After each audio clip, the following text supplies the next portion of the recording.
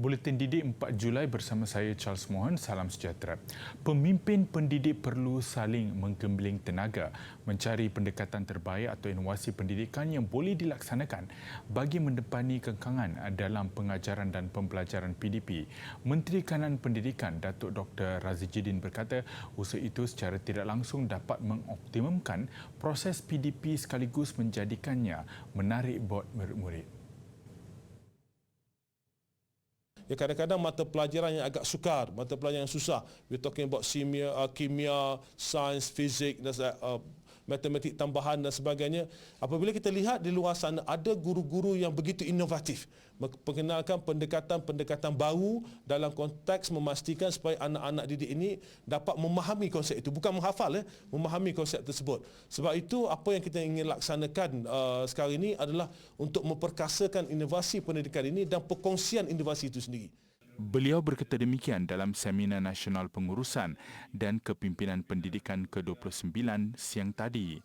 Program itu bertujuan memberi ruang dan peluang bagi pemimpin pendidik berkumpul, berbincang serta berkongsi pengalaman dan amalan terbaik dalam pengurusan dan kepimpinan pendidikan.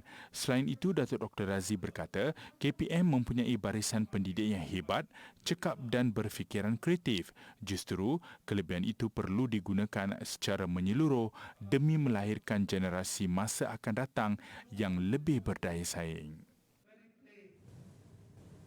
Dalam pada itu, Datuk Dr. Razi turut menekankan kepentingan literasi dalam kalangan murid terutama apabila memasuki peringkat menengah. Hasil daripada sesi libat urus KPM mendapati ada sejumlah murid yang masih belum boleh membaca walaupun sudah menamatkan pengajian di peringkat rendah.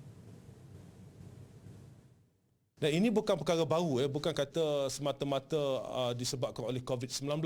Even sebelum datangnya COVID-19 pun, ini merupakan salah satu cabaran utama di mana murid masuk ke sekolah menengah masih belum boleh membaca.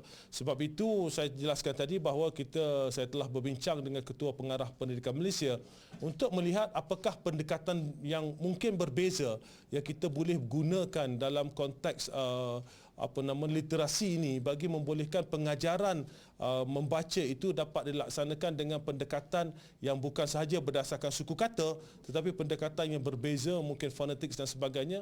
Tambahnya, pendekatan itu bertujuan memberi pendedahan kepada murid pelbagai kaedah untuk membaca dan bukan hanya tertumpu kepada satu iaitu melalui suku kata. KPM sedang berusaha mewujudkan kaedah baharu supaya intervensi dapat dilakukan lebih awal sekaligus membantu murid untuk belajar membaca dengan lebih berkesan. Dalam pada itu, KPM mengakui penilaian peperiksaan yang diberikan tenaga pengajar terhadap prestasi murid adalah berbeza. Justru adalah kurang tepat untuk mengatakan bahawa keputusan yang diberikan adalah palsu. Tahap penguasaan ini diberikan oleh guru berdasarkan justifikasi guru itu. Jadi untuk kita kata guru ini menipu, guru ini tidak menipu, itu merupakan satu perkara yang agak subjektif. Guru kadang-kadang rasa dia tertekan dan terpaksa memberikan markah berbeza dan sebagainya. Justru KPM mengumumkan pelaporan baru yang dibagikan kepada 3 komponen utama. Ia merangkumi pentaksiran berterusan dalam bilik darjah, ujian akhir tahun dan usaha murid. Sesi persekolahan Sekolah Kebangsaan Putrajaya Persin 11.3 dan SK Putrajaya Persin 18.1 kembali dijalankan secara satu sesi bermula hari ini. Perkara itu dikongsi Datuk Dr. Razidin di Facebook rasmi beliau selepas meninjau pengoperasian sekolah.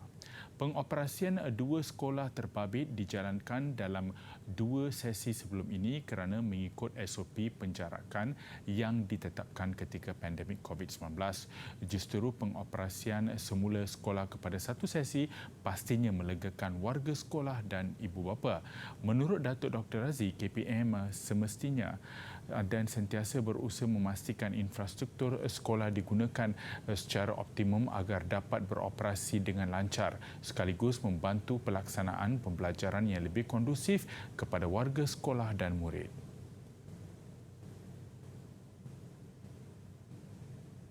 Doa dan dorongan daripada keluarga menjadi pembakar semangat buat Nurul Huda Muhammad Khairuddin yang diuji positif COVID-19 ketika masih berbaki 3 lagi kertas peperiksaan Sijil Tinggi Agama Malaysia STEM 2021 yang lalu. Kembali bangkit pada sesi kedua peperiksaan, pelajar Sekolah Menengah Agama Al-Madrasah Al-Alawiyah Ad-Diniyah di Arau berjaya mendapat keputusan cemerlang. Nurul Huda memperolehi 4 mumtaz cemerlang dan 5 jaid jidan sangat baik selepas keputusan itu diumumkan Khamis lalu. Sekaligus menjadi antara 2 pelajar yang memperoleh keputusan cemerlang di sekolahnya. Nurul Huda sebab dan mengakui tidak cukup bersedia menghadapi peperiksaan penting itu dalam keadaan diri dijangkiti COVID-19. Lagipun cabaran saya terpaksa tangguh paper sebab COVID. Sebab saya kena COVID. Lepas tu, waktu tu memang down sangat-sangat. Saya kan kat asrama waktu tu. Saya call parents, saya cakap, saya down sangat-sangat. Saya rasa saya tak mampu dah. Lepas tu, parents cakap, cuba juga jangan fikir sangat COVID tu penghalang. Itu mungkin Allah nak uji je kita. Dia menjadikan kakak sulungnya yang juga cemerlang dalam STEM terdahulu sebagai inspirasi untuk berjaya bersama-sama. Bercita-cita untuk menjadi seorang pendidik, Nurul Huda mahu menyambung pelajaran dalam bidang syariah di universiti tempatan. Sebab saya memang ambil STEM, memang tak ada niat nak pergi Mesir pun sebab saya minat je. Sebab sebenarnya STEM ni orang fokus nak ke Mesir, ke Jordan kan. Tapi saya macam saya nak ambil ilmu tu sebab saya minat je. Cuma nak duduk dalam Malaysia je. Bagi kedua ibu bapa Nurul Huda, Muhammad Khairuddin Hassan dan Zaitun Nurin, mereka sentiasa memberi kebebasan kepada anak-anak. Apa keputusan apa, saya ikut. Macam kok dia pun, apa yang kok dia minat, saya ikut. Sebab saya kata, dia pun yang nak belajar. Jadi, saya cuma bagi sokongan. Nurul Huda merupakan anak kedua daripada 4 beradik. Dia juga aktif dalam Persatuan Kebangsaan Pelajar Islam Malaysia, Cawangan Perlis sebagai Exco Keilmuan.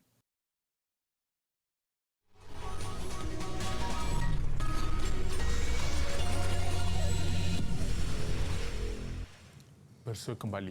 Bekas pengarah bahagian Sumber dan Teknologi Pendidikan BSTP Kementerian Pendidikan KPM Mazna Abu Bakar berharap agenda untuk melahirkan murid yang fasih digital akan terus diperkasakan. Beliau yang menamatkan tempoh perkhidmatan di KPM selepas bersara wajib berkata harapan itu selari dengan inspirasi BSTP iaitu peneraju generasi digital. Harapan saya agar kita semua akan meneruskan terutamanya BSTP agenda untuk melahirkan murid fasih digital sesuai dengan tagline BSTP situ sendiri iaitu peneraju generasi digital. Saya ingin melihat bahawa anak-anak di Malaysia akan terus marah ke hadapan dan direalisasikan oleh pendidikan yang berkualiti untuk mencapai pendidikan 4.0 iaitu kesediaan untuk masa depan. Beliau berharap demikian pada majlis meraihkan persaraan beliau di Pusat Konvensyen HGH Sentul malam semalam. Pernah menjawat beberapa jawatan utama dalam KPM termasuk pengarah Jabatan Pendidikan Wilayah Persekutuan Kuala Lumpur dan terbabit secara langsung dalam penubuhan Didik TV KPM. Bahawa sesungguhnya Didik TV KPM adalah salah satu agenda yang sangat penting yang telah dilaksanakan dengan jayanya semasa negara kita bergelut dengan pandemik dan kita telah memberikan yang terbaik untuk anak-anak di rumah sana.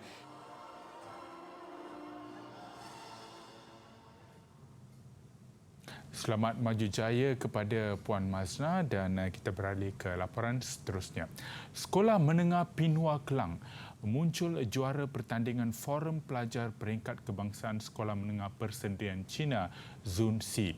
Lebih manis, mereka turut memenangi anugerah pengurusi terbaik yang diraih Jenny Phua.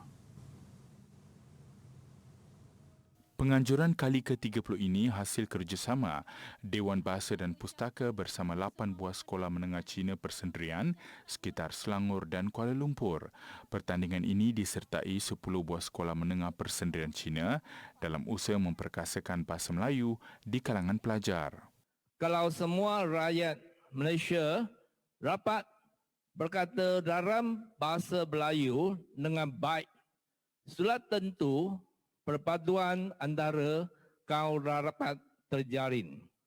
Setiap hari masyarakat dapat menikmati keharmonian di negara yang tercinta ini.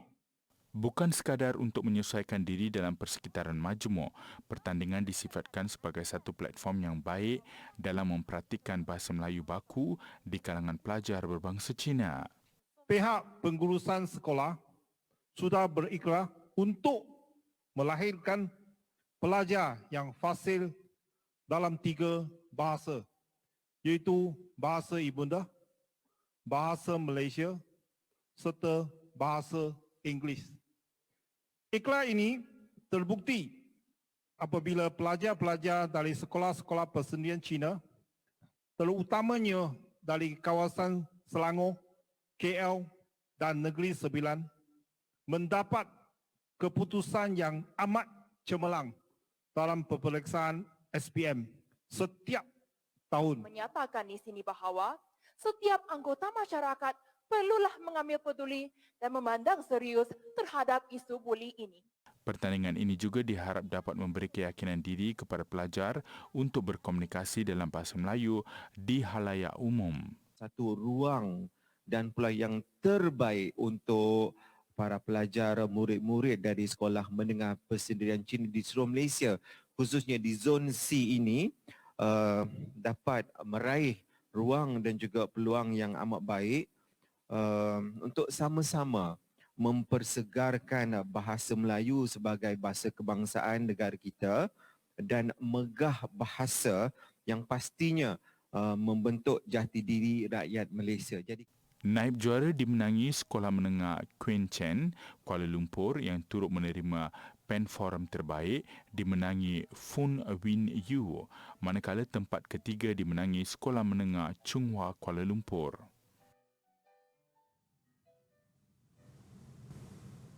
Kira-kira 6,000 pelajar luar bandar bakal menerima manfaat program Tuition Pintar yang diadakan secara percuma di bawah Yayasan Pelajaran MARA YPM bersama Kementerian Pembangunan Luar Bandar KPLB. Sejumlah 2.1 juta ringgit diperuntukkan untuk tujuan itu yang akan dilaksanakan di 60 pusat tuition terpilih di seluruh negara.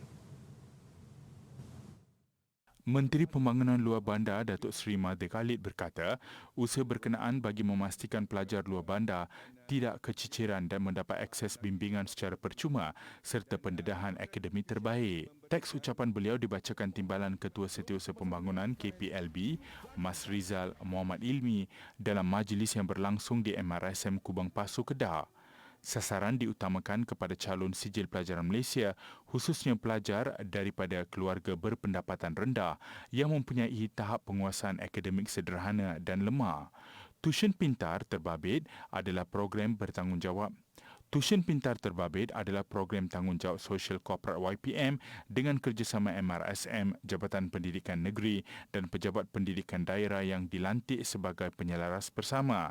Sejak dilaksanakan pada tahun 2016, program berkenaan memanfaatkan 80,581 pelajar luar bandar dan berjaya meningkatkan prestasi pelajaran mereka.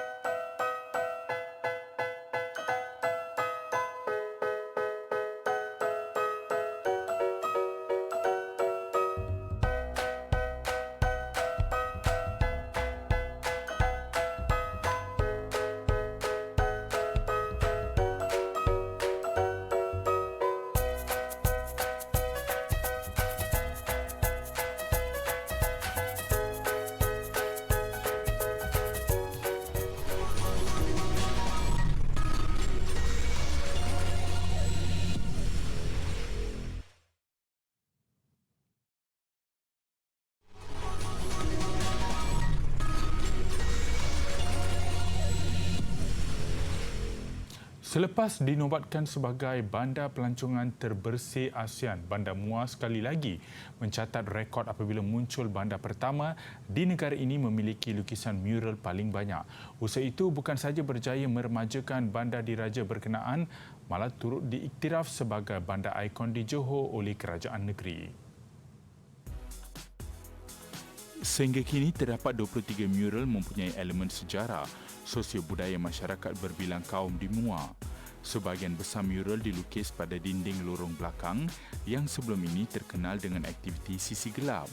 Paling menarik, mural Muar turut mendapat sentuhan daripada dua anak seni yang juga artis tempatan Zulkifli Daud atau lebih dikenali sebagai Joey dan kartunis Murad Muhammad atau Soya.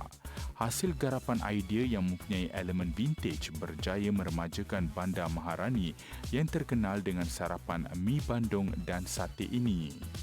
Sekaligus menjadikan Muar antara destinasi utama pelancong tempatan dan antarabangsa untuk mengabdikan momen menarik ini.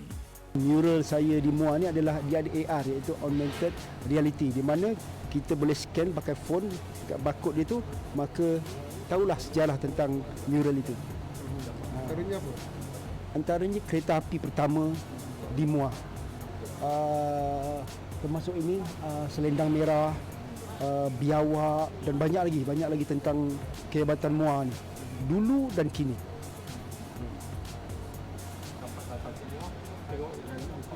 Okey, kalau untuk orang luar ataupun orang dalam Malaysia sendiri boleh tahu sejarah tentang Muar, apa yang berlaku dulu dan kini.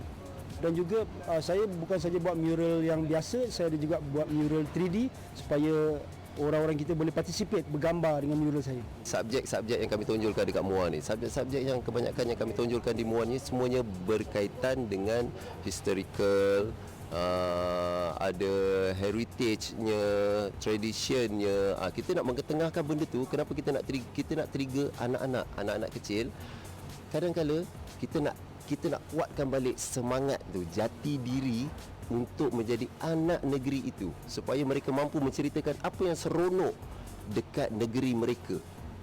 Bila mural-mural yang mereka tengok, mereka akan dapat tahu, ini silat apa. Contohlah macam mural di belakang kami ni adalah sebahagian daripada seni silat di Muar. Ini adalah seni silat sending. Seni silat sending ni kami difahamkan berasal daripada Muar. Dan juga selendang merah. Selendang merah ini adalah ikon yang pernah ada kisah sejarahnya lah kalau dirungkai. Sementara itu, penyelidik UTHM yang mengetuai pasukan petugas khas Living Lab Muar, Dr. Azizi Yusof berkata, pelbagai penyelidikan giat dilakukan oleh beberapa institusi pengajian tinggi selepas Muar 2 kali dinobatkan sebagai bandaraya pelancongan bersih ASEAN. Lebih manis katanya, penerapan elemen digital turut diselitkan menerusi kemudahan QR Code dan aplikasi Zapper yang dipaparkan di mural. Augmented reality ni adalah reality terimbuh yang mana di dalam suatu software tu dia ada penceritaan dia. Jadi sebagai contoh, bercerita pasal selempang merah ni contohnya. Kita bercerita pasal sejarah-sejarah di Muar ni contohnya. Ataupun untuk yang Denai Bakau di belakang sana tu, kita bercerita pasal apa istimewanya Denai Bakau tu, dan kita boleh letakkan gambar-gambar sebenarnya untuk mengaruh orang pergi ke tempat yang sebenar dan menjiwai ataupun merasai pengalaman di sana contohnya.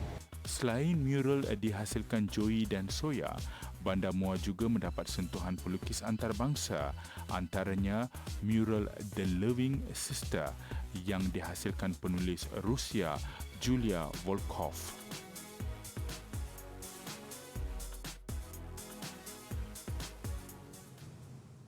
Berjalan bersama serigala kebiasaannya hanya terlihat di filem, tetapi di selatan Sepanyol, pelancong turut berpeluang berjalan bersama binatang ganas itu.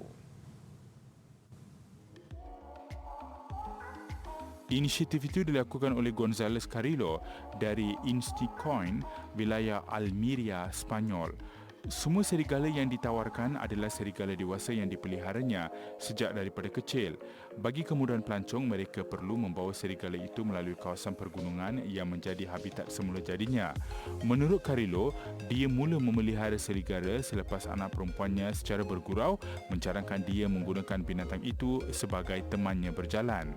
Ini kerana dia dan keluarga baru saja berpindah ke kawasan berkenaan pada tahun 2009. Meskipun niat asalnya cuma mahu menggunakan anjing, Carilo membatalkan hajatnya itu selepas dia bertemu dengan seorang penternak yang menawarkan untuk menjual seekor anak serigala. Hasilnya, 13 tahun kemudian, Carilo sudah memiliki 3 ekor serigala. Yakin serigalanya tidak akan mencederakan orang, kadangkala Carilo turut membawa serigala peliharaannya ke bandar bagi bermain dengan kanak-kanak autism dan orang dewasa yang mengidap penyakit Alzheimer.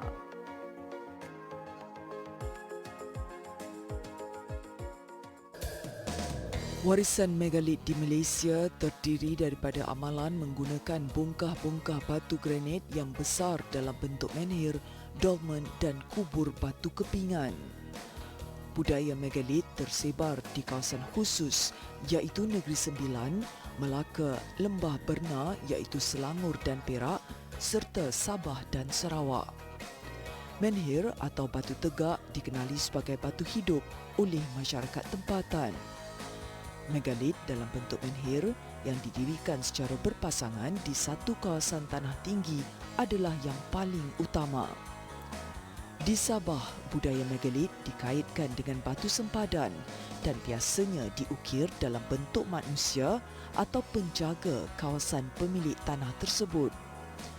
Di Sarawak, megalit dalam bentuk dolmen masih diamalkan masyarakat Kelabit sehingga hari ini.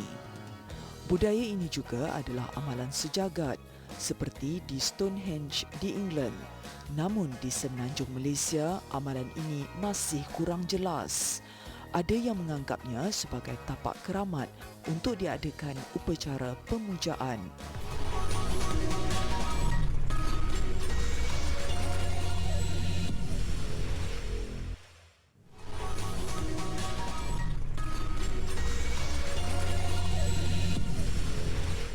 Bersua kembali, sukan dimulakan dengan Liga Malaysia Liga Super. Perebutan untuk kedudukan tangga kedua Liga, Sabah membuktikan yang ia lebih layak untuk berada di tangga kedua apabila menyingkirkan penghuninya sebelum ini Negeri Sembilan 1-0. Sebelum permainan, bahang sudah terasa.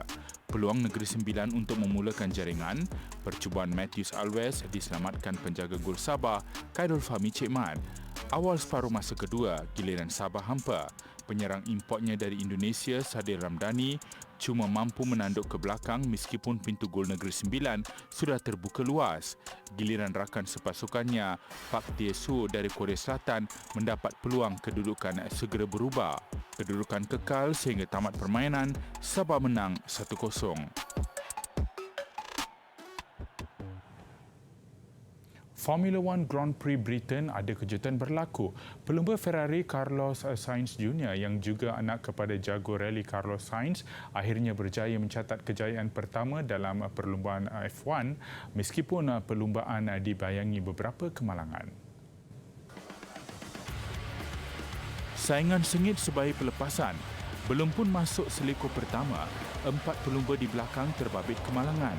Paling teruk insiden membabitkan pelumba Alfa Romeo Zhou Guanyu. Insiden menyebabkan perlumbaan ditangguhkan sejam. Zhou yang kemudian segera dikejarkan ke hospital disahkan dalam keadaan selamat. Saingan kembali sengit sebaik perlumbaan diadakan semula. Berikutnya, giliran pemandu Red Bull Sergio Perez dan pemandu Ferrari Charles Leclerc bergesel di bahagian sayap. Sainz yang ketika itu sedang mendahului perlumbaan terpaksa melepaskan kedudukan pendahulu selepas jenteranya tersasar dari laluan. Insiden jentera Esteban Ocon daripada pasukan Alpine tiba-tiba tersangkut di tengah litar menyebabkan kereta keselamatan terpaksa masuk ke litar. Sebaik permulaan bersambung, Sainz kembali di depan dan berjaya mengekalkan kedudukan sehingga ke garisan penamat. Perez di tempat kedua. Jago Mercedes Lewis Hamilton yang sebelum ini berjanji mahu mencatatkan kemenangan pertamanya musim ini terpaksa berpuas hati di tempat ketiga.